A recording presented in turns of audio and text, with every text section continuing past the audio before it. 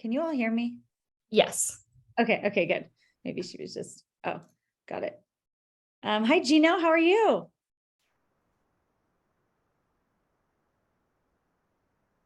I'm good. How are you doing? Good, you hear me? doing Yeah. Good to see you, Gina. Thanks for being here. We're just going to give it a few more minutes for a few more students to join. But for those of you who are on the call, you're in for a treat tonight. We're excited to kick off the lit program tonight.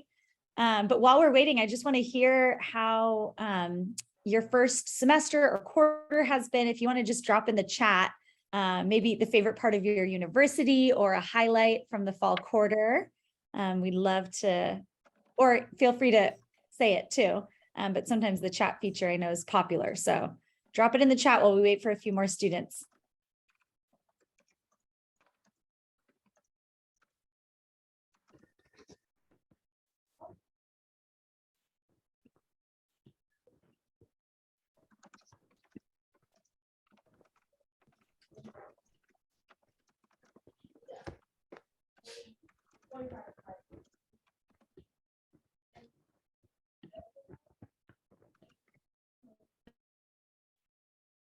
Anyone have a favorite? Okay, favorite part, good.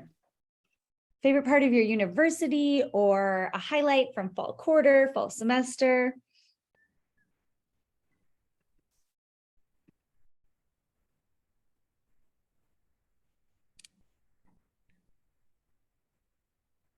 Okay, we're letting in a few more here. We'll just get started in a few minutes.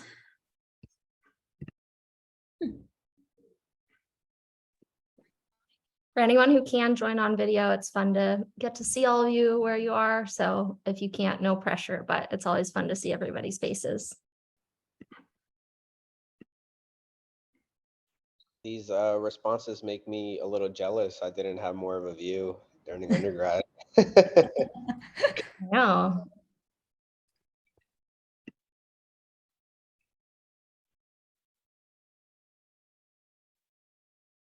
Wow, that's great. Students are still popping in. So for those who just joined, while we wait for a few more students, we're typing in the chat a favorite part of our university or a highlight from the fall quarter semester so far. Looks like we have a good mix of mostly freshmen on the call, but some upperclassmen too, sophomore and a junior. So anything that's been a highlight for you the past few months since going back to school.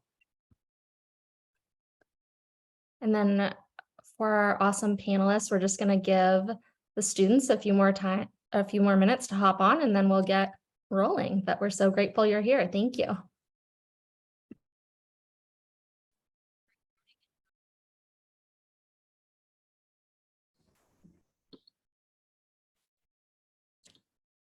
What was the question? Oh yeah, the question was type in the chat, or if you want to share. So sorry. No, that's fine. I love it. A favorite part of your university so far, or since you're an upperclassman now, a favorite, like a highlight from fall quarter, fall semester, since going back to school. You can tell us versus chatting it. We'll give you the option.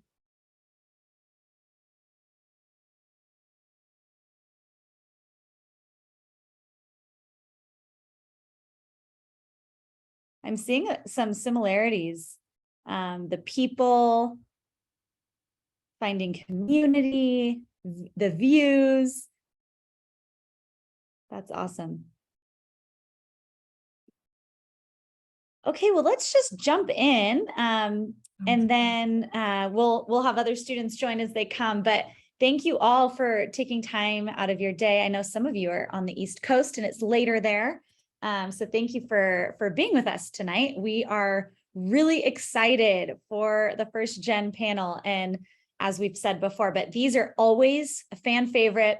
Every year we do feedback forums and ask students about their favorite part about the lit program. And it's usually these panels because it's more like diving into topics and beyond just academics. We're really getting into how to help you make your experience in college the best that it can possibly be.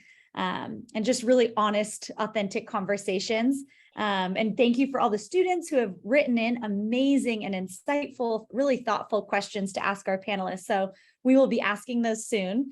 But before that, the LIT program, we're here. The goal of the LIT program is to provide you with professional development opportunities so that each of you, when you graduate college, you're in a position to start your career, to launch your dream career.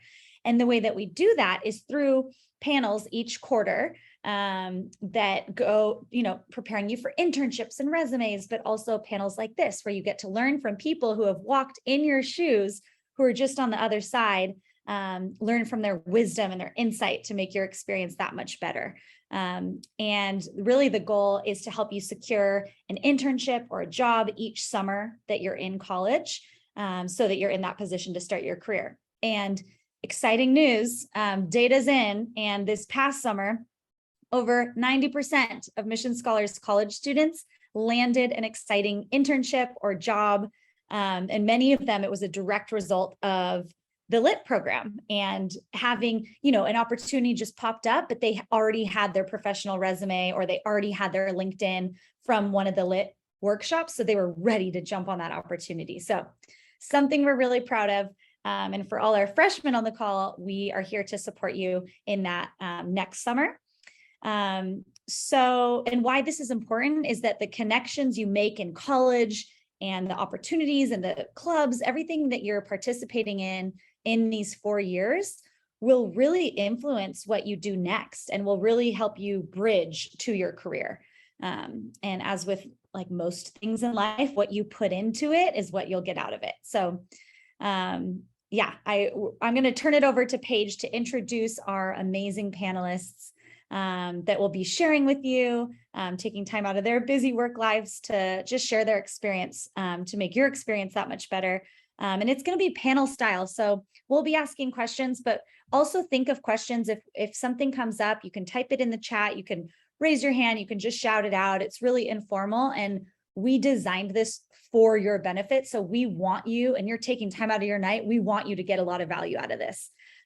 So feel free to jump in anytime. But for now, I'll turn it over to Paige if you want to introduce yourself for those who haven't met you yet, and then the panelists. Sounds great. Hi, I'm Paige. I'm working with Katie and Cassie as our college success coordinator, otherwise known as the person who emailed you 100 times to come to this tonight. So thank you. I appreciate it. I was at USC before, Fight On. That's where I went to college, and I was at DP, so from Santa Barbara. And then after USC, I worked at Apple for 5 years in finance. And now I have the amazing opportunity of being back in my hometown and working with all of you amazing students to help run the LIT program like we're kicking off right now, help all of you find awesome mentors that I hope you're getting to meet with. And then my goal for the summer is to get all of you into a paid job or internship for this summer, or, with the exception of if you're like in classes or whatnot, but I really want to help be a personal resource that you can contact at any point, whether it's helping with your resume or looking for jobs. I'm a always available resource. So I'm super excited to work with you all this year. And I'm even more excited to introduce our amazing first panel. So I'm going to let the panelists introduce themselves versus me telling you about them. And why don't we kick it off? Geno, do you want to go first? Sure. Can you guys all hear me okay? Yes. Awesome. So my name is Gina Rojas. I'm Mexican American, first generation, was born in Mexico, came to the States when I was 6 years old, grew up in Maryland, was the first one in my family to go to college. I studied econ, and since I've graduated, have done finance, consulting, and I'm currently working in a more technology-focused field doing product management. Awesome. Thanks, Geno. Sthefany, do you want to introduce yourself? Absolutely. Hi, everyone. My name is Sthefany Palazza. I was born and raised in Mexico. I moved to the US when I was 15 years old. And I actually moved to Georgia and I did a Bachelor's of Business Administration and Finance at the University of Georgia. I'm currently working as a capital markets analyst at Freddie Mac. So same as Geno, we are in the same company. But yeah, I'm really happy to share, some of my experience as a first generation college student. And I'm happy to be here with you guys.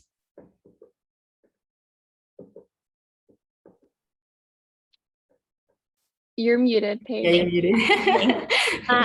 Jackie, will you introduce yourself to everyone who doesn't know you? I was realizing before, a lot of you probably don't know Jackie, as both of us are newer, and Jackie's been working primarily with the high school students, helping them crush their college applications. So Jackie, why don't you introduce yourself as well? Yeah. Hi, everyone. I'm Jackie. I am originally from Los Angeles. A few of you may have already had the opportunity to meet me, but I went to UCLA for my undergrad. I studied anthropology and sociology, and I worked in college access at my time at UCLA, worked for the LUC and Pasadena School District, so super passionate about higher education. And now I'm here at Mission Scholars. I'm the program coordinator. So like Paige mentioned, I work predominantly in the college access side of our program. So definitely with the high school students right now know me more. But yeah, just really excited to be here and share my experience as a first gen and just kind of like how I got here.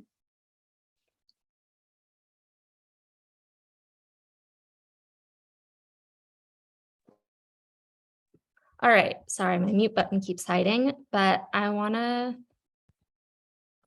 stop sharing my screen and we're gonna kick it off with questions so we can really see each other's faces. One of the other questions we'd love for you to answer in the chat while we're getting going is, if you could pick your dream career or job, what would it be? And I think that's a fun thing to explore and share because we have so many different students interested in amazing things. So if you could pick your dream job or career, write it in the chat, and then we're going to get started with questions. So I'll ask the first one, and then Katie and I are going to switch off. But the first one, we kind of took a lot of the inspiration from questions that you had. We had an amazing list of questions, so we might not get through all of them, but we'll try and move quickly. So we're going to have each panelist answer, but one of them, or a panelist, answer each question. But if you have something you're dying to say, obviously feel free to jump in. The first question is, what was the hardest part of the college transition for you? How did you overcome it? Jackie, you want to take that one? Yeah. The hardest part of transitioning to college was, I think, just learning that there are students who were just a lot smarter than me at my university. I was told in high school that I was the brightest, the greatest writer. And then I started my first English class, and that was a really big humbling moment. I was not the greatest writer. So just a lot of like relearning. I felt like I relearned how to just like study, how to be a student, how to learn. A lot of my like mindset on school was get a degree. So that was really toxic at first. So I needed to kind of relearn and reimagine what it meant to be at a university and what I was doing. So I started to just, look for reasons why I was at the university. And that kind of goes hand in hand with like imposter syndrome. I was experiencing that as a first year.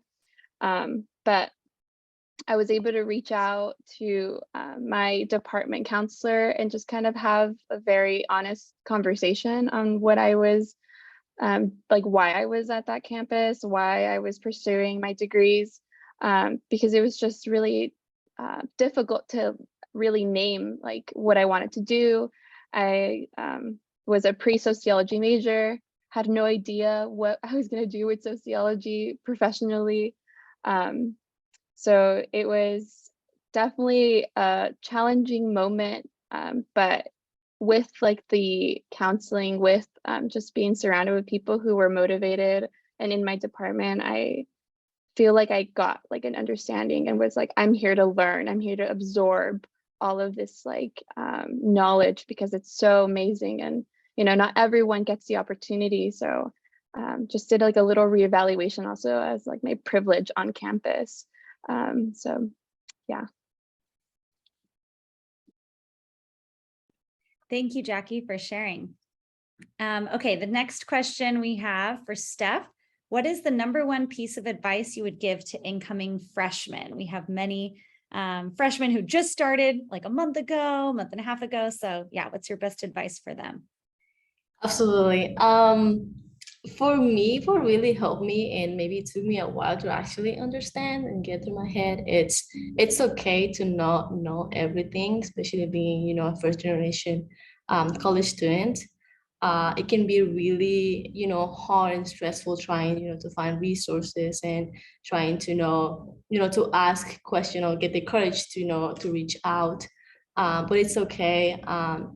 Definitely take advantage of, programs like this, like Mission Scholars, and maybe if there are, other organizations that you're interested in school, like join them, and reach out to people, people like Katie and Paige, like they are really willing, to help you, get the resources that you need. So definitely take advantage of that.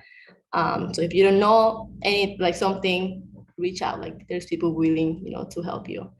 And then the second thing is make wise choices.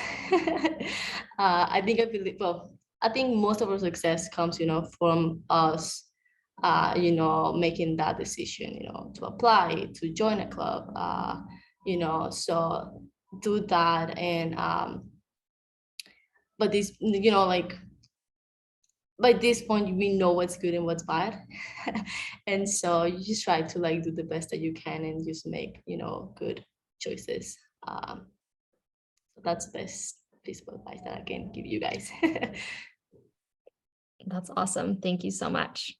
Okay, Geno, the next one's for you. And it actually ties into what both of y'all were talking about, but did you experience imposter syndrome? That was a common question we had. If so, how did you overcome it? As well as how did you overcome feeling like not belonging, especially at primarily white institutions, and how did you deal with that? Yeah, so I definitely dealt with imposter syndrome. At the time, I didn't even know that's what it was referred to as, if I'm being honest. So I grew up in a pretty diverse county. So all throughout like K through 12, I was kind of used to there being a lot of diversity in my classrooms, but University of Maryland is considered a PWI. So when I got there, if unless the numbers have changed, the Latino population was maybe like 5% or something like that. And most of those were like off campus, driving in and just to go to their class and driving out. So I didn't really see a lot of people that looked like me when I was walking around campus and stuff. So that was pretty hard in terms of just kind of feeling like I didn't belong. You couple that with the fact that, I was the first one in my family to kind of go through it. So it was like figuring everything out on the fly, plus feeling like maybe I wasn't cut out to be in some of these spaces. So if any of you are feeling like that, you're not alone in that.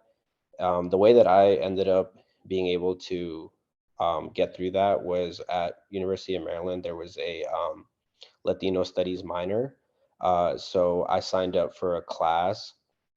And when I got to one of these classes, it was in the American Studies department, but it was for the concentration of Latino studies. And every single person in my class was pretty much first generation Latino. And so it kind of created this space for me to not only learn about the history of my country and of their respective countries, but also kind of create like this space where I kind of felt at home and connected to people that were literally experiencing the exact same thing that I was at the same time. We were literally all the first people in our families to be in undergrad. Like we were all kind of feeling this way, and so it kind of became like our refuge from like feeling that way.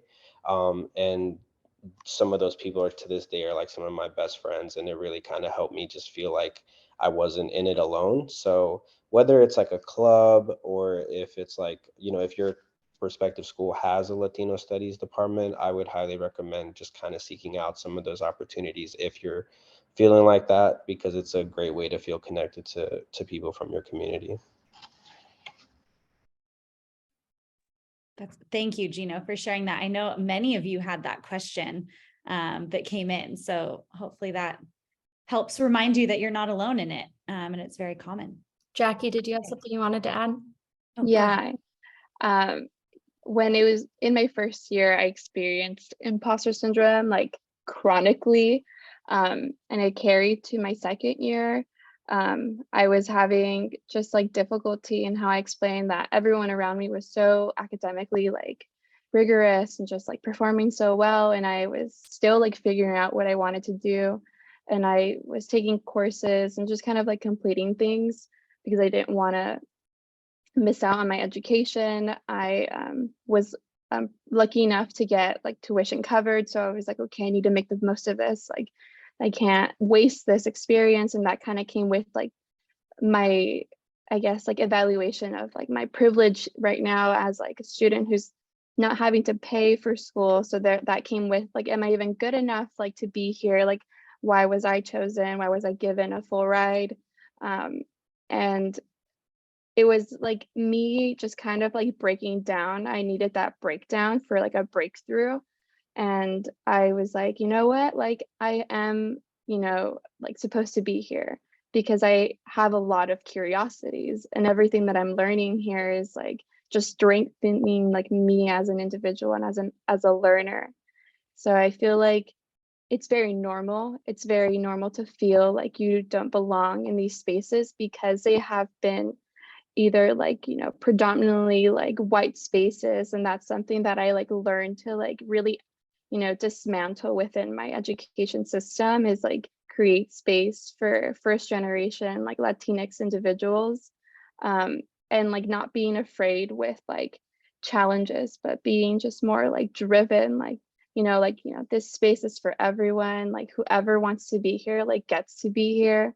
And that kind of just like let me, I guess, like flourish, like and then the pandemic hit and that was really silly, but I was able to flourish. I feel like I just like learned a lot more. It was like it made me slow down as well. So that was like, I guess, like a blessing in disguise, but also just very challenging, like generally speaking. But like if you're feeling that way, that like you don't belong here, like this space isn't for you, like know that like this space is so for you. Like you're in the space that you need to be. Like it may not have felt in alignment. I didn't want to go to UCLA initially. I wanted to go to Santa Cruz and I got rejected, which was so weird. But I was like devastated because I was like, this is my dream. I want Santa Cruz. But I was able to like recreate my dream, wherever I went. And that's like something that I like encourage for you guys to do as well. Just like know that you're meant to be where you are. Thanks, Jackie, for adding. That's so powerful, the idea of like recreating your dream, because even beyond college, what you thought your career might be, like having the resilience and the flexibility to keep creating dreams. Maybe it looks a little different, but like keep following that, that part of you, like that gut feeling, that intuition. So thanks for sharing that, Jackie. Okay, actually, the next question is for you, Jackie, again. So we have, what was a tool or support system that got you through the unknown? I was working a lot during my time at college, and I found my support system within my supervisors. I wasn't offered, or I couldn't make the time for internships or like clubs. So I found myself finding a lot of my community and support system within my workplace. And that's something that I've always like noticed. So having one of my supervisors, or at least two of them, they were really just like there for me, and they always like encouraged for me to want more, go for more. They were never like, oh, we'll hold, like they never wanted to hold me back. I had a supervisor who helped me actually with my application and cover letter for Mission Scholars when I was applying. She was just someone who was like there, who was professionally like helping me with my professional development, but also just like my self-development. And I found my support system within my friends. I had support within like my friends who were commuters. I commuted my first year at university, and finding that community was really important to me because commuters experience education differently. There's more challenges, just like the commute and not having enough time to like study because they're commuting, or not being able to join study group sessions. So those different communities that I found really like helped me get through just like the difficult times, and there were people that I could rely on, which is really amazing, and like I appreciate them so much. Thanks, Jackie. I have something to add to this, if that's okay. Yes, please. Okay, so I just want to offer two quick things. One was my campus had a building that was dedicated for like career services. And so you could literally go there and you could just get help like reviewing your resume. They offered like free headshots. If you got an interview for an internship or a job, you could go there and they would do mock practices, and all of that was really helpful. I would definitely check to see if your campus offers any of those services, because it's all included as part of the admission that you're already paying for anyway. And so definitely, take advantage of that. And then the other thing is my specific college within the university had a blog site. And so I would follow that blog site and just kind of like check it routinely once a week. And one time I saw a post go up saying that, or I saw that one of the professors was very passionate about helping students within economics that came from underrepresented communities in that field. And so they literally got money from the state of Maryland to fund this initiative where they just wanted to give additional resources to people that would apply for it. And so I applied and I ended up getting, free. They paid for some of my classes. They paid for my textbooks. They gave me tutors that they would pay for. So just be on the lookout for any type of help that you can get. I know like maybe it's a segue into one of the other questions, but I know like one of the things being first gen is like I had always kind of like growing up been used to not asking for help. So like it felt very unnatural for me to just like be vulnerable for a moment and like express that I did need the help. But it's very much worth it to do so, because whether it's for financial reasons or whether it's like you just need the academic help or the professional help, you'll always come out better on the other side. So just wanted to offer up those two things for this one. Yeah, that's really great. I just dropped into the chat. I went and looked up, sorry, the title. I didn't have time to make it formal, but I've been doing some research for all of you, and I went and found the Career Center for all of the college campuses, and that's the website. So usually, make you like go look it up yourself. But on the other hand, like that's a really important resource. So I want to have it available and look for it. So the PDF that I just dropped in the chat is a link to the Career Center for all of the schools that Mission Scholars are at. So you don't even have to search it. So there it is. And then Katie, I'm kind of jumping over you, but Gina was touching on the next question that we had, or Yes, for go ahead. Sthefany, was about help. And I know you touched on that earlier. Is there anything else you want to add on asking for help? Yeah, so like Gino mentioned, I don't know, I feel like it's a first generation thing that it's hard for you to ask for help. So same thing for me. Growing up, I kind of always felt that I had to figure it out, right? And it got to the point when I realized that I was like, okay, I am spending hours, trying to figure out, a question or whatever concern that I had, that maybe just by asking it, to a professor, or right now asking it to my, manager, it can take 5 minutes and boom, you got it, right? So just remember that your time is your most valuable like currency that you have.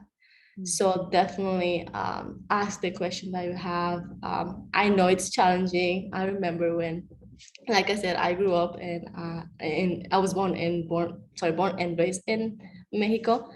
And when I moved to the US, I was so shy. When I was in college, I was really bad with my accent. It still is. I'm sorry.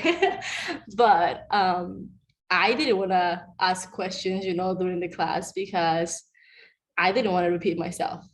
Right. So I would definitely take advantage of the office hours, with my professor. And I would go, personally to him, and explain, hey, like, I'm sorry if I have to repeat myself, but here's my questions. A lot of the classes that I was taking, they had like tutors. So I would go to the tutoring sessions, and just ask the questions that I had there. Um, so definitely do that. Like I said, it is scary to ask for help because we're not used to, right? But like I said, your time is your most valuable currency, and you just have to know how to spend it. So yeah. Thank you, Sthefany. Okay, so our next question is for Geno. And this was a very popular question from a lot of students. What is your biggest tip for time management?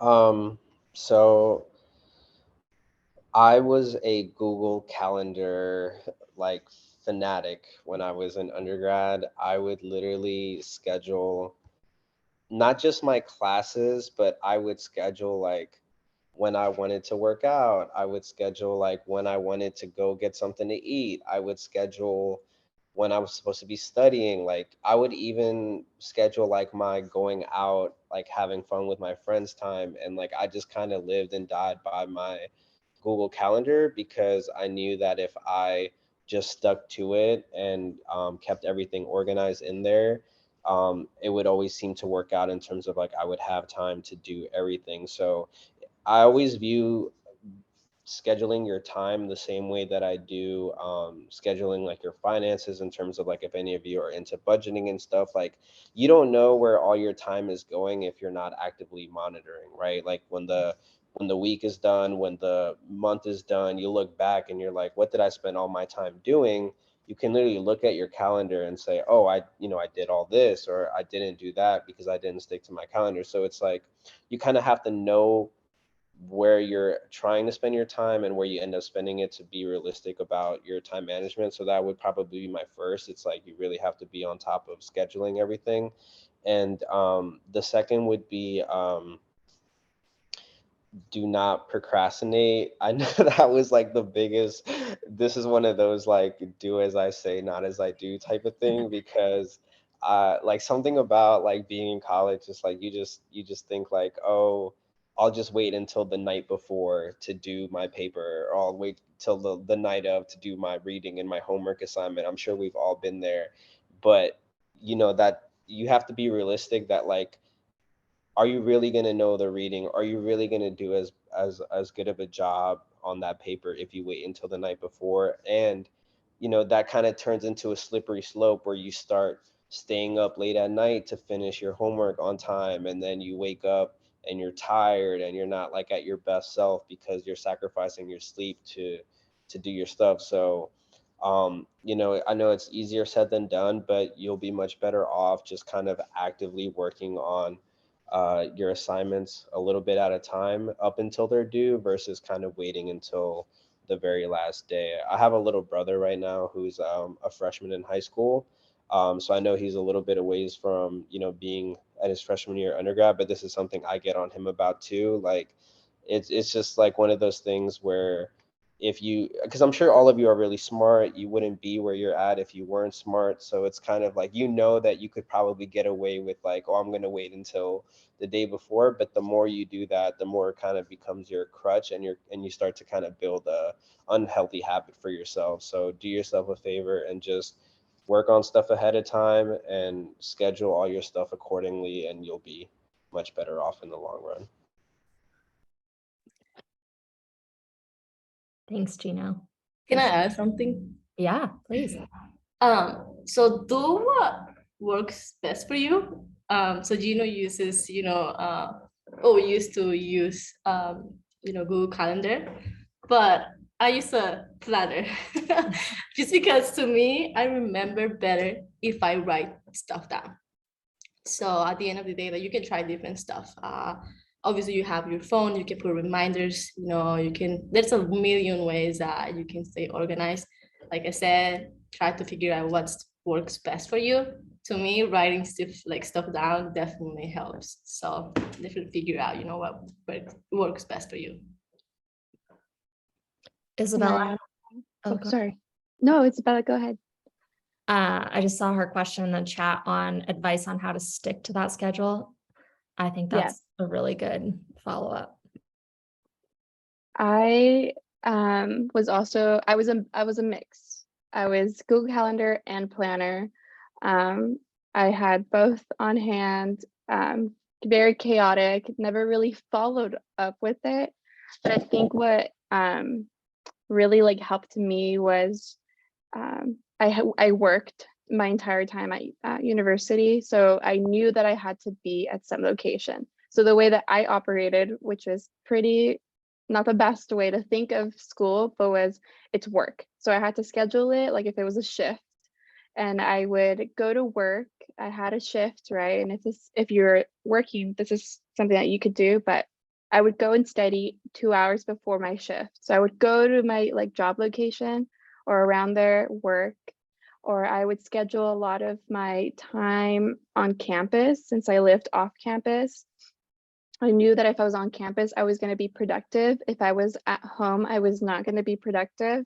I loved my roommates. We're best friends. We were going to chat it up. We were just going to hang out.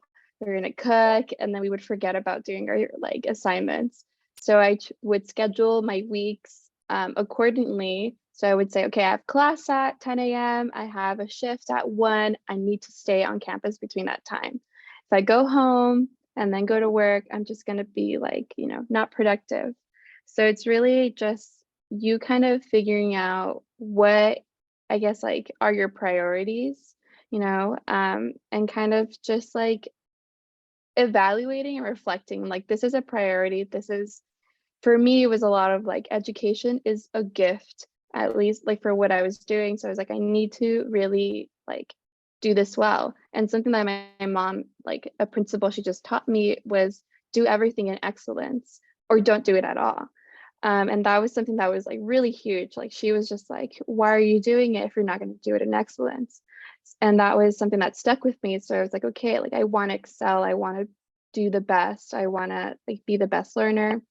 And another thing, when I would procrastinate or if I would fall behind, I wouldn't try to play this catch up game because that was just not going to work out for me. What I would do is, a professor once told me, do one thing very well. If you're like, behind on things, don't try to do everything not well. So pick one thing that you can do very well and then do it again. And that was something that stuck with me. I was like, okay, like 3 readings. I can't read all 3 of these before tomorrow. I'm gonna read one well so I can participate in discussion, so I can engage instead of me having abstracts of like, I think I know. Because in discussion, if you're a humanities major, you need to do your reading or else they're gonna know that you didn't do your reading because it's gonna be quiet and you're gonna be all staring at each other. So that was my biggest like I don't know, piece of advice. That was a total game changer for me. So hopefully that's one thing you guys can take and leave with, do one thing well and then keep the chain going. I love that one. The next one I have Hey, is, sorry, can I go back and add one last thing to because I thought of it as everyone else was sharing. yeah. So I'm just going to be very transparent with all of you. I was and still am like a social media fiend in terms of like I was always on Instagram. I was always checking my Twitter.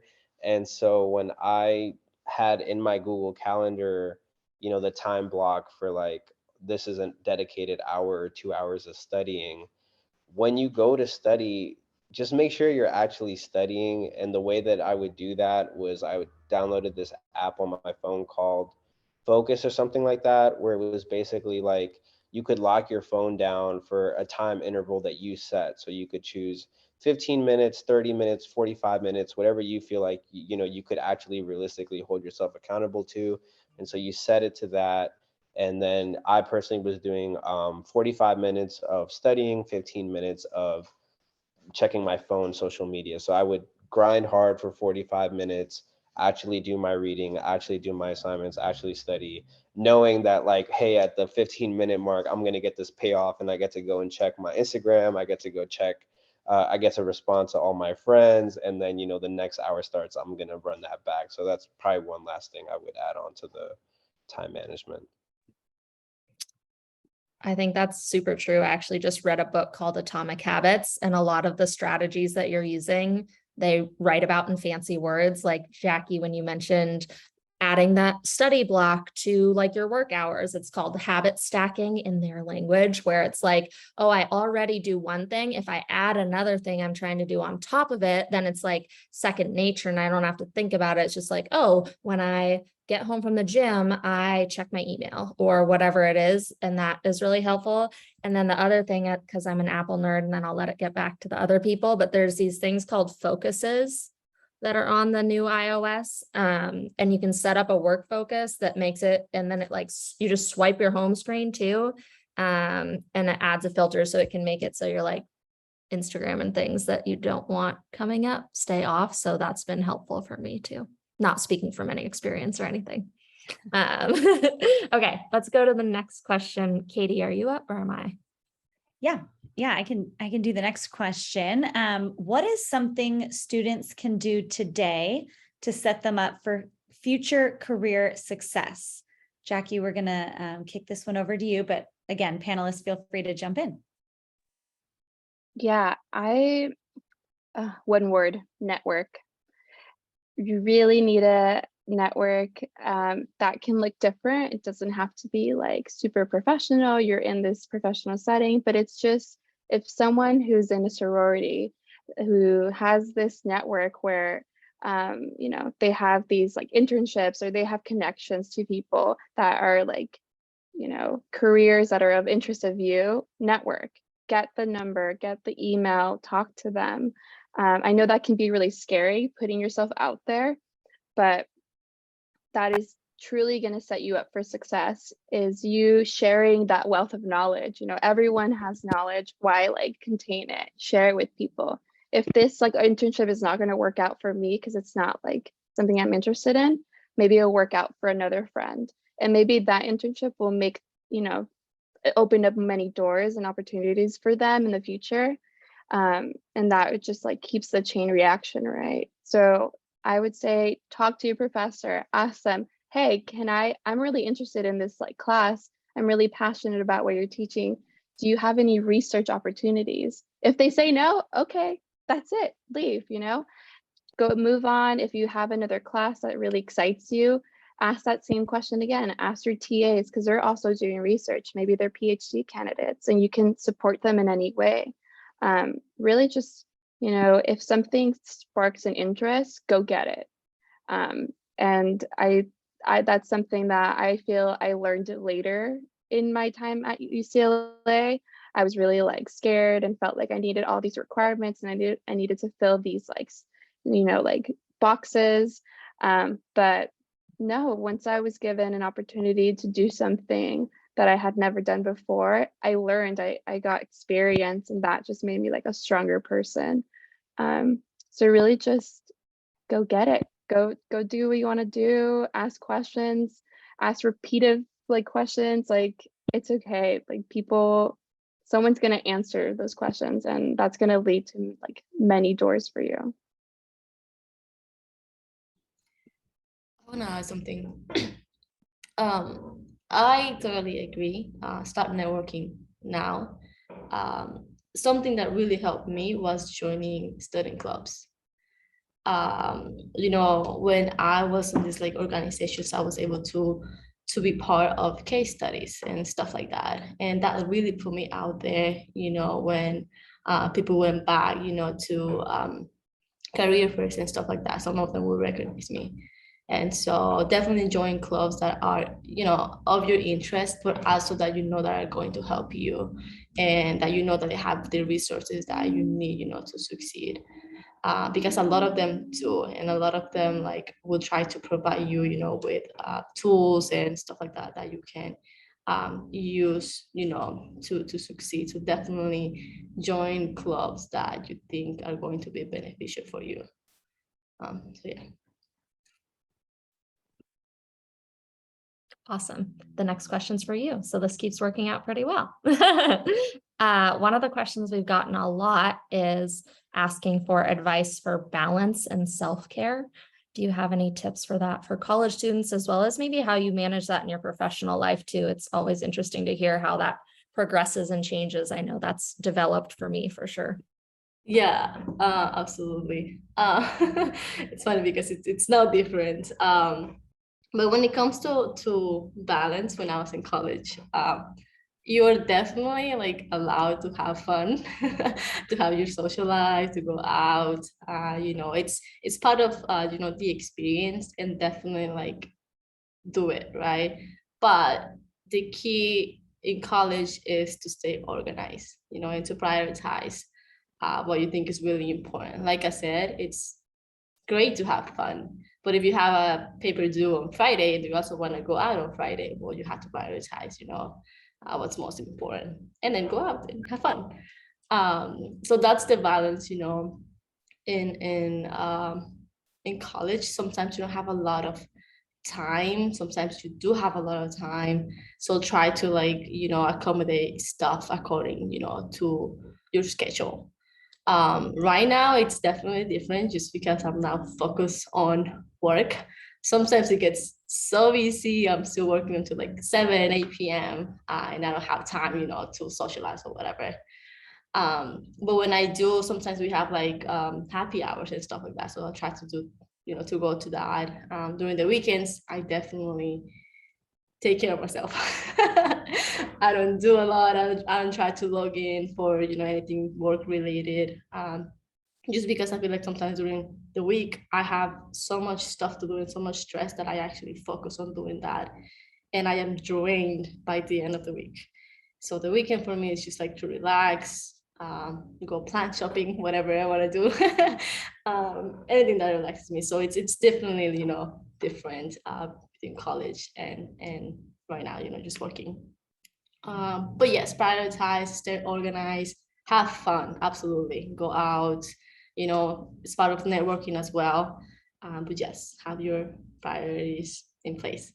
And when it comes to self-care, being healthy, it's really important because it can really reflect, you know, on your performance. I remember my first semester at GGA, I had moved out of my parents' you know, home. So I was living myself. I had so much pressure because I had to pay rent, I had to pay bills, I had to pay like everything. So I felt very pressure, you know.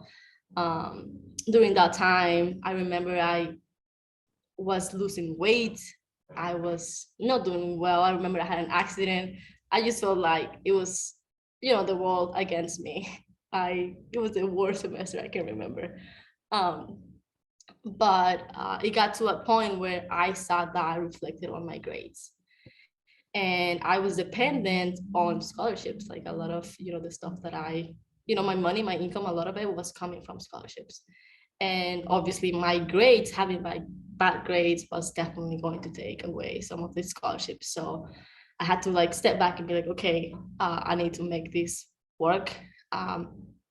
So something that really helped me, you know, with stress was the gym. I know some of my friends did like stuff differently, like some of them went walking. Other people like to like hike and do all of this stuff, but that helped me, like going to the gym helped me to release my stress. And then since I was losing a lot of stress, I had headaches. I was just sick. It was the worst semester ever. And so I was like, okay, let me just work on, my diet. Because a lot of people, I remember when I told my mom, I was like, okay, I want on a diet. And she was like, you're so skinny, doesn't flaca and stuff like that. And I was like, no, like a diet, it's actually for me to gain weight, right? And so I had to explain it to her. Dieting was just trying to get skinny. And I was like, no, for me to actually gain weight. And so after that, like trying to organize all of that and like put that in my life, actually helped me, be healthy. And obviously, like I did way better. I didn't have headaches. I was not sick. I was actually paying attention, when I was in class and participating and getting, these grades. So try to stay healthy, and mental stuff is also like really important. So take care of that time. If you need a long time, have that time for yourself. If it's helpful, if it's better for you to just have, a movie night, do it. Sometimes you just need that break and just take it. And, a new day, it's tomorrow, so start tomorrow. So yeah.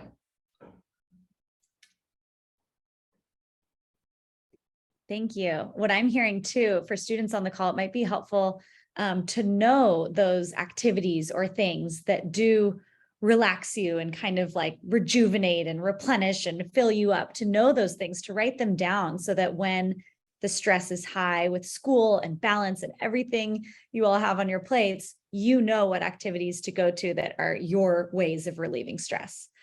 So thank you for sharing that, Sthefany. Jackie, Okay. have a Yeah. comment quick. Oh, yes. Yeah. Jump in, please. Yes, I did. For me, during my second year, I had failed my first course, and that ruined me completely. I was devastated. I was also really upset because I didn't need to take that course. It was just for fun, but I didn't do very well. So that was even more devastating. But that really did just kind of like make me, like, it just kind of put me back in this place of imposter syndrome and just feeling this like, just like overwhelmed with like needing to be perfect, needing to excel. I'm at this institution. My parents are so proud. They can't stop talking about it. I am like this, like perfect child. Like it was just a lot for me. And I wasn't taking care of myself. I was studying, I was working. The reason why I started commuting was because I couldn't afford housing. I was working 4 jobs my first year. So there was a lot of, I wasn't paying attention to myself. I was just trying to like get through and like, make it. But when I had a conversation with my dad, who was like he asked me, he was like, you can come home, you can commute. And that was something that I didn't want to do. I was like, nope, I want to be independent. I want to be on my own. But that kind of wasn't like, helping, because I was just like struggling academically. Like I couldn't afford it. And I didn't even live that far away from UCLA's campus, but just living in LA, traffic is insane. So I was like, fine, I'll do it. So I moved out, and that was really hard. Like I think that was like even worse for me, just because I didn't have the social aspect. And I was working, I was driving out to school 2 days, 3 days a week, and just kind of like I felt so disconnected with like the campus. I felt disconnected with myself. And I needed to kind of find like something that would like ground me, something tangible. And I had met commuters who were in my classes, and that was really cool. I was like finding out that these people were driving from like San Bernardino, driving from Riverside, driving from Irvine. And I was just like, wow, I'm such a spoiled brat. Like I live in the San Fernando Valley. It's 45 minutes away. And that's what really like finding that community brought like this self-care, because I was able to talk to these people and relate to them. And like we found a community within ourselves. And being forced to like organize my time, at different like days of the week brought that balance, I guess you could say. But it also brought a challenge because I couldn't still like connect. I had to study alone, and that was really troubling. But when I did end up back on campus the next year, and I was able to afford to I found roommates. I was able to afford paying rent. I was still struggling, just like connecting because I felt like a freshman again. And I had my peers who were commuters, but they couldn't stay with me, for late sessions, for study sessions. So that just kind of made me feel lonely. And I started to reach out I had like one really good friend, and I was like letting her know, I was like, wow, like I feel so alone. Like I don't feel like I connect with anyone. I'm in this limbo. Like I feel like I'm learning how to like, socialize. And she kind of just was like, like it's okay. Like I feel that way too. Like everyone feels this way. Like don't feel like you're like alone because we're all just kind of like, containing it because we've been told to do so. Like it's just kind of like learned. So that was something really new to unlearn with like people and like being vulnerable with them as well. And that being like a form of self-care of like, okay, I'm not alone. Like they're also experiencing this. And I was even like, just like, you know what? Like I want to talk to someone professional because I feel like I need this. So I like found therapy, and that was like a game changer for me, and just kind of like dismantling these like stigmas around therapy within my own like being like Latina and like mental health being so like it's fine, like you should be fine, like you should just like get over it, or like hustle culture and that mentality too. Like I had to like unlearn that, and like it was really challenging because I was hustling always and I didn't know anything else but hustle and like work really hard and be busy, like like I need to be busy. But when I was given the opportunity to go to therapy, the pandemic also hit. It was around that time, and that was just like a big like, you have an opportunity right now to like just sit and just like think and reflect and like I guess like tend to yourself, like no longer feel this pressure to hustle, because right now like there's a lot going on. It was just an emotional roller coaster in general, like the pandemic. But I had the opportunity to be like, okay, I can go to therapy. I have this like like I have healthcare, I have student healthcare, this is amazing. Take advantage of that, but also just like start dismantling those like stigmas and like learned I don't know, like habits, or like cultures or principles, because they weren't like, they were toxic, they weren't benefiting me. And that's something that you just kind of like tackle day by day. I mean, I tackled through that and like worked on it for like years after that, and I'm at this place where I'm like still learning, because it's just a process. But I feel like I can, like, if I were to like, talk to Jackie in like second year, be like, dude, like you're okay. Like it's okay. Like I get it, but like you don't have to be perfect. Like find those moments where you can feel like, find the imperfectness of just like being, of existing. But yeah. That was beautiful. Thanks, Jackie, for sharing. Some great nuggets of wisdom in there. Great insight. Okay, so our next question is for Geno. What kept you motivated during your most difficult times in university?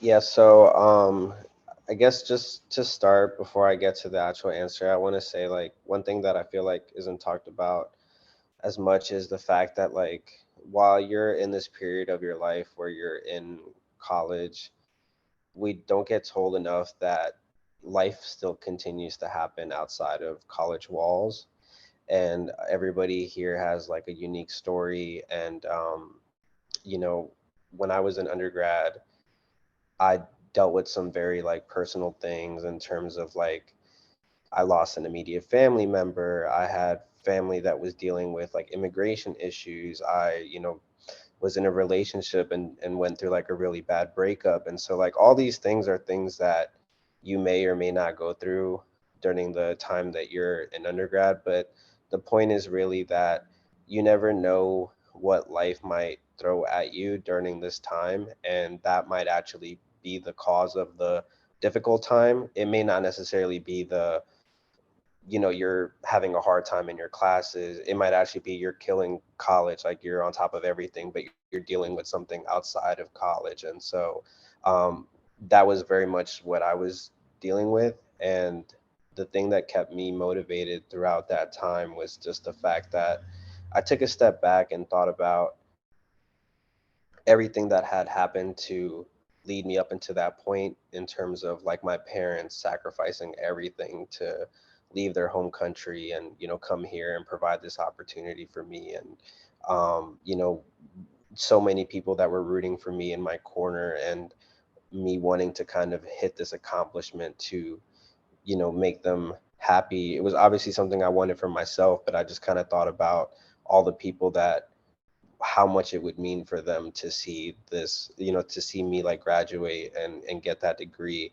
And if I'm gonna be all the way transparent, I also thought about all the people that I wanted to prove wrong. I'm sure we all have people that we might have come across in our lifetime that didn't believe in us, maybe didn't really expect us to achieve some of the things that we're achieving now. And so I even thought about them like, no, I set out to accomplish this one goal, and I'm going to do everything in my power to make it happen, independent of what's going on outside of the college walls or within the college walls. So, just wanted to offer that in terms of some things to think about if you're dealing with a difficult time, whether it's academic or not.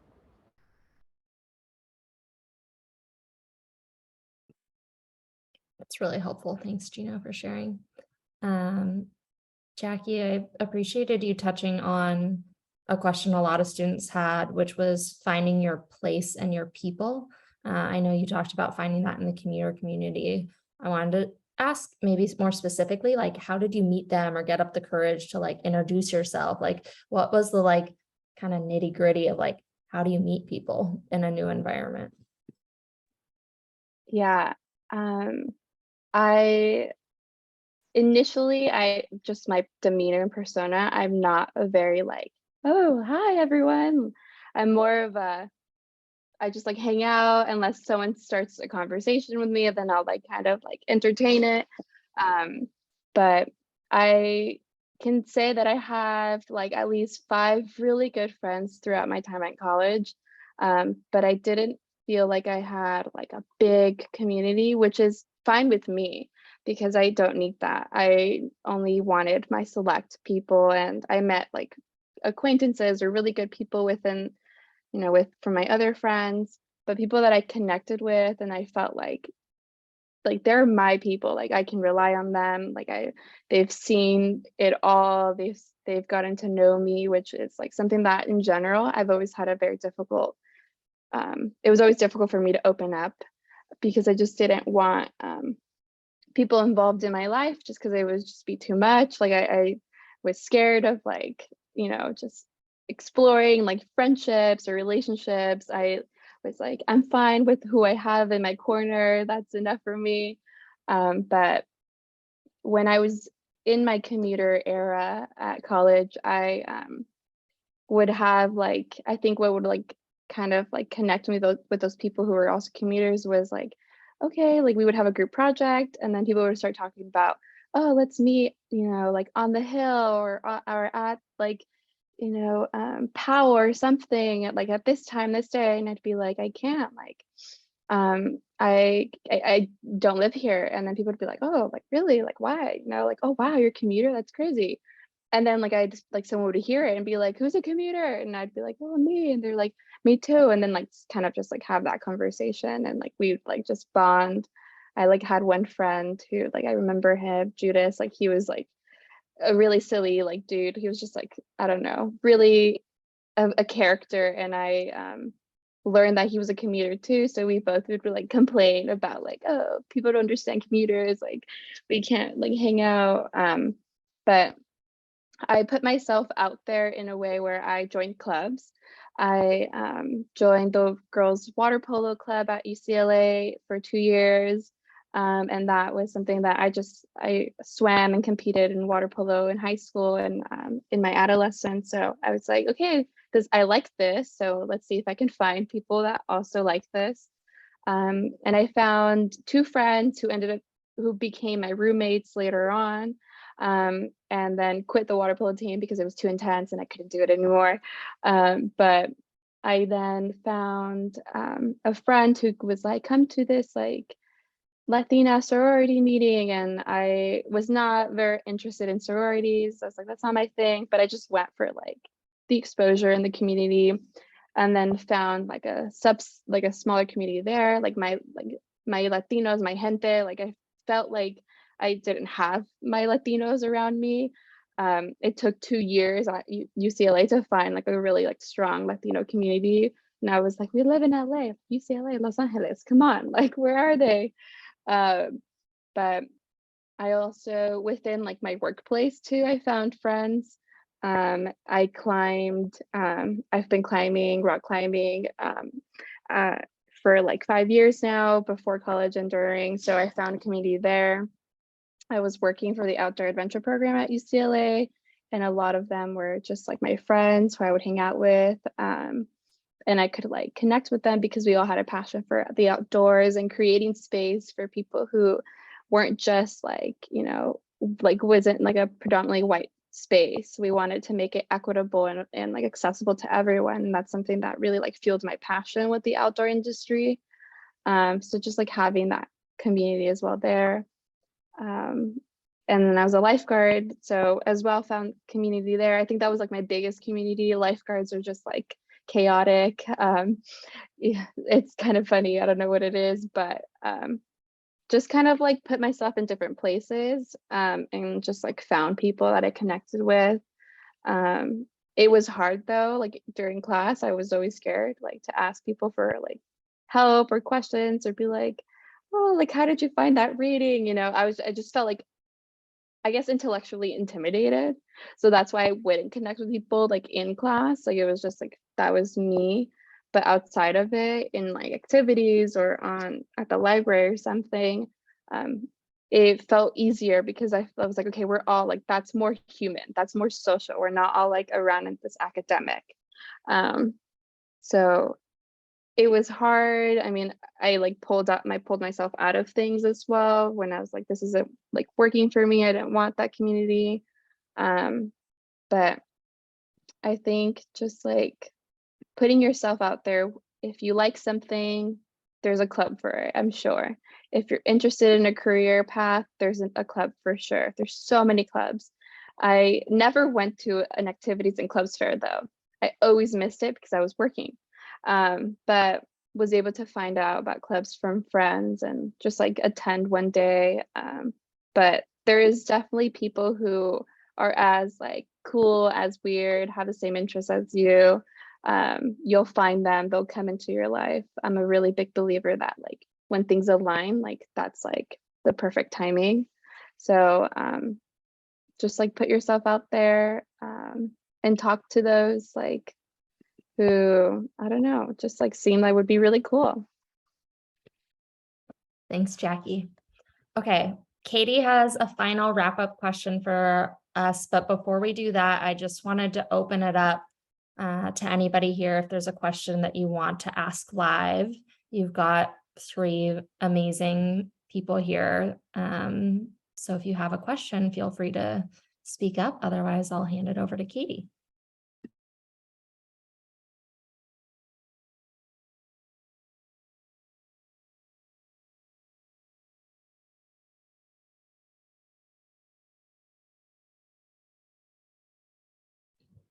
I have a question, because something that I'm going through is like, if like school gets even remotely difficult, I start to get homesick because I'm like, oh, if I was at home, my mom would just give me a hug and everything would be better. But I just like need to, or I guess I haven't figured out how to fight the urge to like force myself to be more independent in that way, because I know I won't always be able to like travel back and see my mom. And just like be with my siblings. So like finding ways to cope by myself.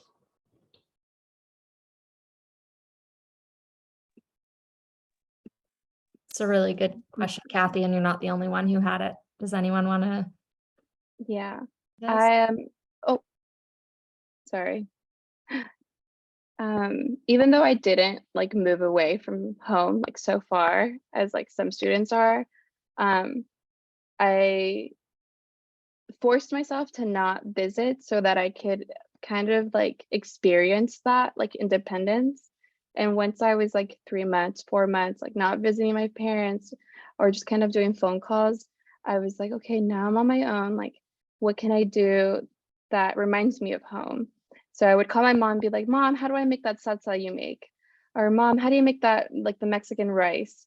Mom, like, how do you do this? Or Mom, oh my God, like, how do I pick my chile rellenos? Like I would call her at the store and she'd be like, hello, like hi. And it would always be like me never really saying like, hi mom, how are you? But I'd be like, Mom, I need this. And she'd be like, okay, like we'll look for the really like dark green chile pasillas. Like those are the ones for chile rellenos. And I'd be like, okay, perfect. Or I would always tell her, write the recipes for me so I don't have to call you all the time. But I think she did that on purpose, never writing them so that I could call her and she would tell me. And to this day, like now, like I still call her, Mom, how do you make this? Or like, I need your help. Or I'd call my dad and be like, hi, like, how are you? One thing that I like learned was to view my parents as individuals when I got older. They weren't just my parents, but they were also people. So I would ask them like, how was your day? What did you do today? Did you do something new? Kind of like these questions that I would ask my niece as well, but just kind of sharing that with them if I couldn't be with them physically. And then there's the times I had the flexibility to go home. So I would go home, but I still felt homesick, even though I was like, one freeway, 45-minute drive away from them. But it was just that kind of feeling of like, I have to learn a lot of things now that I never had to because just like my parents would do it for me. But it just made me more grateful for like them and how they parented me and just like, wow, like I'm useless. Like I can't cook. I can't do this. Like how did you make food for me every day, Mom? 3 meals a day. Like to this day, I struggle with my partner. I'm like, I can't. I'm like, 1 meal a day is what you get out of me. Like, it's hard. So just like, I guess sharing that with them too, just like, Mom, it's hard without you.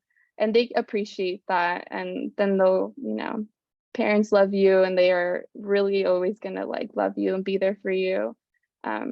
So just like finding things that remind you of your family, bring them home. I take my mom's like cazuelas, like so that she knows that like I won't cook, but like I have them, for the day that I do. But just kind of keep in contact, but also know that like this is a great time to like, learn how to be independent. Like this is a really exciting time because you're gonna learn a lot of things about yourself, a lot of your strengths, a lot of your weaknesses. And you're like becoming your own person, and that's like really exciting because your parents see it, like they're gonna see it, they're gonna be like, wow, like you're different, even though they might like, still, I don't know, be silly with you or say like, oh, like you're losing weight or blah, blah, blah, or like you need to eat more, it's like they're just doing that to be like, them, but it definitely shows that you're like growing up, and that's something like new and like fun, scary, but also just like, who you are, who you're becoming is like really cool. And I bet they're really excited to like just see who you're going to be in like the future. One thing to add here is just, I would say, don't feel like being independent equates to you not having as close of a relationship with your parents anymore. I think that's sometimes like a lie that we tell ourselves, even right now, like it's been a very long time since I've lived at home. My parents haven't done anything for me financially in a very long time, but my mom is still my best friend, like I still talk to her all the time. So like, don't feel like just because you're in college and because you're away from home that you feel like you can't rely on them. They're very much your support system. And so, yeah, independence will look like, you pay your own bills, or you're like, it's up to you now to wake up on time and get to your classes on time and get to your job on time. But just don't feel like, oh, because I'm in this new chapter of my life now, I can't maintain that close relationship with my family or siblings anymore. That is exactly what I was going to say. Yeah, just continue to talk to your parents. You know, it's also important for them. Like they're proud of you, of everything that you are doing, and you should be too. It takes a lot, you know, to do what you're doing, and to be independent and to do what you're doing. So I am proud of you, and your parents are too. And so, yeah, anytime that you need to call your mom, call her. You know, it's okay to just go back. Like they are your family, and like said, like they will always be like your biggest supporter. So, just call them and tell them that you appreciate them. And yeah. Those were great answers. And thanks, Kathy, for asking that question, because you're not alone in that. A lot of students wrote about that. How do you overcome that feeling of homesickness? So those are some great strategies. We have time for one more student question. I know many of you already submitted your questions, but for those on the call who this discussion has produced another question, please feel free to speak it out or write it in the chat. We'll give you a little bit of time.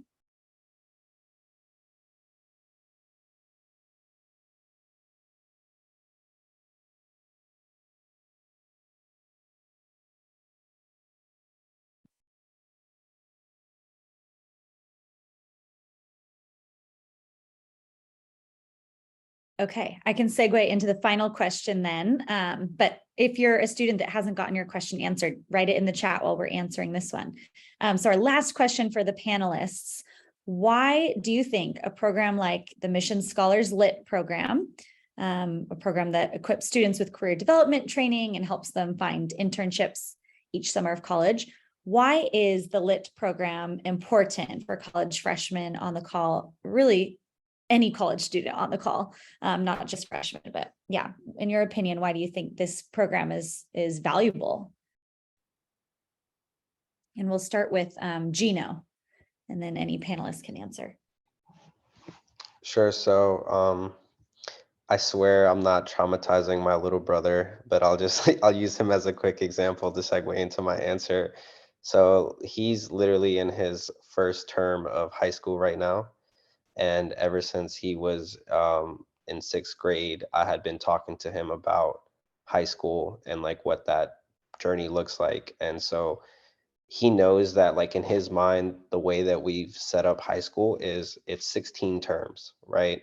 4 terms each year for 4 years. So he knows that right now I am in one of 16th term and I'm going to go into the second.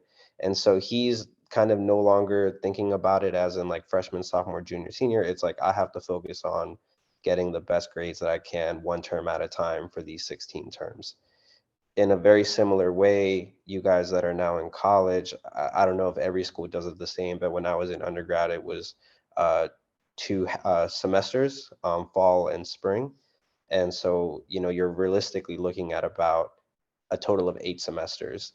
And so it may seem like 4 years is a long time, but you're going to be walking across that graduation stage sooner than later. So you have to start thinking about it like there's 8 semesters that's separating you from becoming a college freshman and you graduating college, if you do it the traditional timing.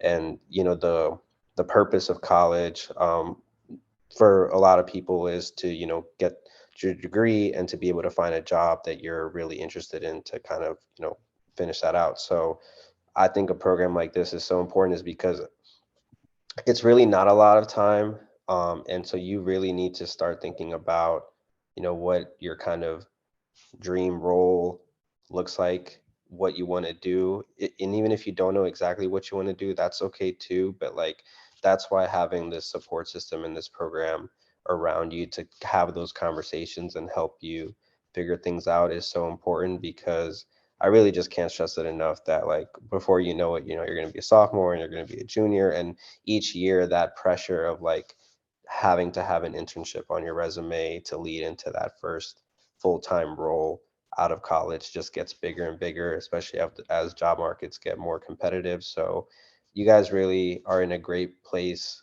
being in this program, and I would just highly encourage you to just take full advantage of it.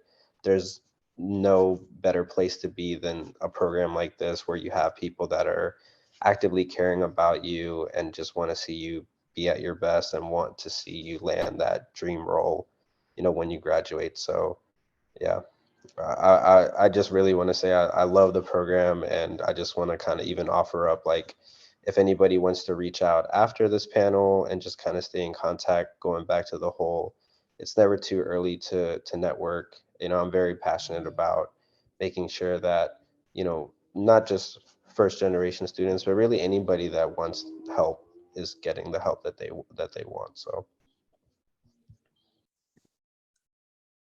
I Thank you. can add, sorry, Go ahead. can I say that? When I moved to the US, I was 15. I was in my 10th grade, I remember. So I was in high school.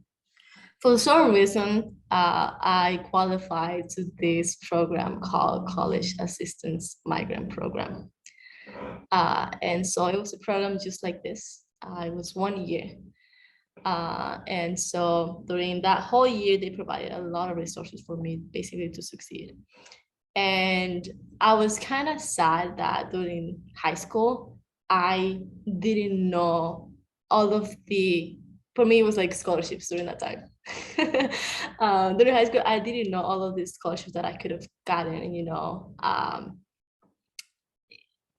during that time for me to go to college. Like, I had a good GPA, but for me, like being a first generation college student, I didn't know better, right? And in high school, like, I didn't reach out, to counselors and stuff like that. Like, I didn't know, I just didn't do that.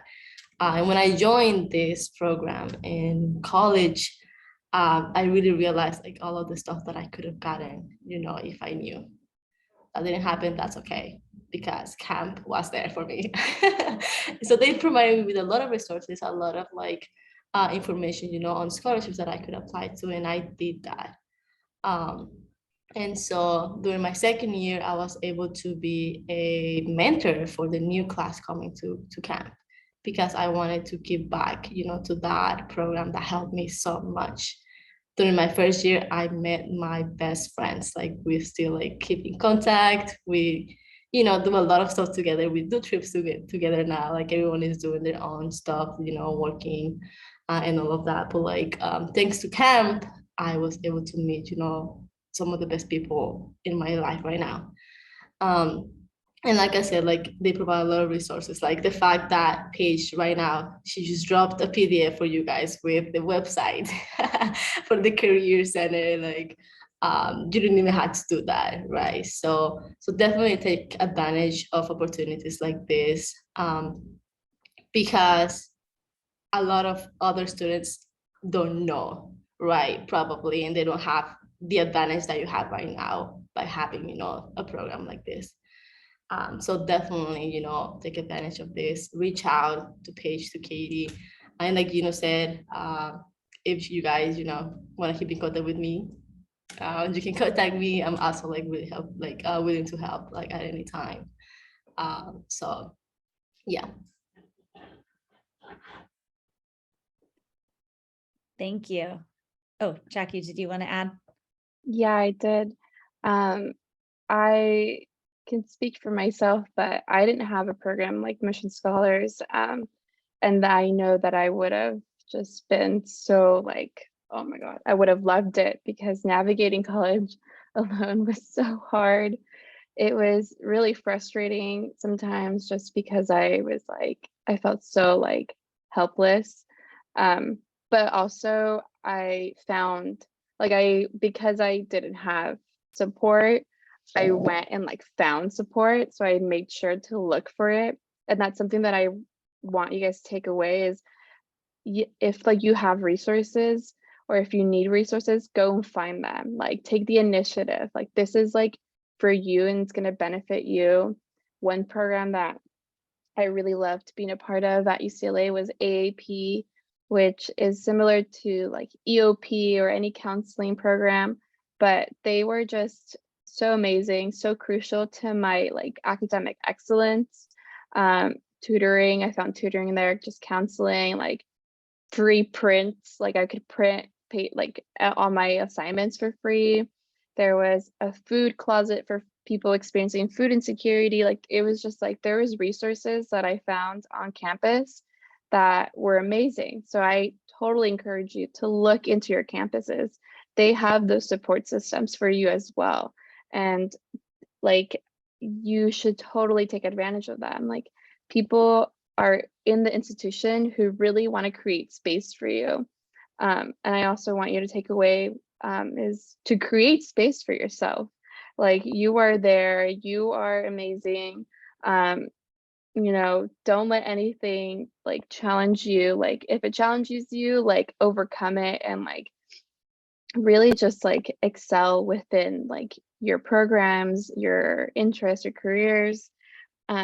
You know, the lit program is so amazing. Like I definitely encourage you guys to like, you know, take advantage of all the workshops, all of the different like activities, because I didn't know where to find an internship, and I can't even begin to tell you right now like where to find one. But I know that that would have been so amazing because I know so many of my peers who did do internships, like it opened a world for them. It was just like, whoa, like this could be something that I'm interested in. Or they did it and they hated it and they're like, this is not for me. And that's okay. That's also okay, guys. If it's not for you, if you're going through things or you're like exploring a career field and it's not for you, it's okay to change your mind. Like no one told you to stick through it. Like you are always evolving, you're always changing. So like give yourself that permission to be fluid and like, you know, take up new things and like, you know, I don't know, I'm a very stubborn person. So when I like try things that are like new to me and it doesn't work out for me, I'm like, damn it, like, why didn't it work out? And that's just my character. But I've learned to be like appreciative of the process because it can be difficult. But yeah, you guys are in a great place. You have great support. You know, speak up, use your voice. Your voice is so important. It's so powerful. And I mean, you wrote amazing essays to be where you're at, clearly, because, you know, admin said, oh my God, this individual is amazing. So like continue to like voice your opinions and like ask for things. It's okay to have needs. We're all human. We have needs. So like don't feel like your needs are like, you know, like I don't know, like don't I'm losing my words, but your needs need to be met and that's totally okay. So go ahead and ask for help. Thank you. Wow. Thank you to all of our panelists, Jackie and Geno and Sthefany. I promise I didn't pay them to say those things, but fantastic. And I hope it like reiterates in your mind, that's why we're here. Like we want to provide all that wraparound support so that you become your own advocates. And then eventually share what you learned here. And this will be a recording. We'll send out a link tomorrow. Share it with your roommates, your friends, people you're meeting on campus. Maybe one of your friends from high school who's at another university and has some of these questions floating around in their mind too. You are these teachers and leaders and change agents in your social circles. And so it can be like a ripple effect in that way. So thank you to our panelists. We're going to wrap up. Paige is going to show what's to come in the LIT program, but I want to challenge everyone on the call, all the students. So you are the co-creators of the LIT program, and we have built these workshops around your feedback and what you wanted to learn. So rather than giving you like action items, we want you to complete this fall quarter. We want you to create your action item. So write it down. Right now, you could write it down if you have a paper nearby or in your phone. Just one thing that you want to do, maybe something that came up tonight, like a good next step for you. Examples from last fall quarter, someone attending one professor office hours to just practice introducing myself and kind of developing that professional communication style, or attending a club fair or joining a club, whatever it might be. Maybe it's more self-care, it doesn't have to be academic. So I want you to write that down. So that you have that, you're creating your next step, something that you want to accomplish this quarter. And then while you're doing that, I'll hand it over to Paige to give you a little preview for what's next in the LIT program, and then we will wrap up. Awesome. All right. So next panel. So it's coming up a little quicker. They usually won't be so close together, but we have a really amazing opportunity. EA, like the people who make all the really fun games like Sims and other video games I don't know the name of, but probably should. But they are one of our corporate sponsors, and literally their head of internship recruiting is coming in and doing a workshop for you on how to have an amazing resume and like crush your interview internships. Like I would have this is a really, really cool workshop with someone who looks at this every day. She's the one deciding like, ooh, yes, that is who we want to hire. And she knows like, ooh, these are like the students that did really well in their internship. So she is really excited to talk to you. She's bringing in other people from EA, and they have as well a Latino group within EA, and some of their representatives will be there. And then we're going to have breakout sessions too, where you're going to get one-on-one or like mini group sessions talking about this stuff. So we tried to make this first one really informative and hearing about other people's experience, but the next one's going to be a little bit more interactive. And so just another really awesome opportunity. So please invite your friends that are admission scholars. We loved seeing all of your faces here tonight, and we can't wait to see you at the next workshop. And then we've also got, these other awesome workshops coming up for winter, spring, and summer. And just a reminder for all of our freshmen, we ask you to attend at least 3 of these events. Hopefully you'll come to more, because I think they're a really valuable use of time. We know that you're busy, but I promise these are going to be some of the things that you remember and look back on and like, ooh, having my resume ready helped me get that thing that landed me there when you look back, even if it's hard to see in the present. So Katie, am I forgetting anything before we let everyone go? No, that's it. Thank you everyone for being here. Big round of applause for our amazing panelists sharing your insight and wisdom with everyone. Wow. That was powerful. So I hope you all felt it. We wish we could give all of you a hug, but we're with you. We're here for you. And then Paige and I will just stay on the call for a few minutes if anyone has any specific questions or wants to check in. Otherwise, we'll let you go. Have a great evening. Thank you, panelists, and we will see admission scholars soon. Thank you so much. Thank you, guys. Thank you. Thank you. you.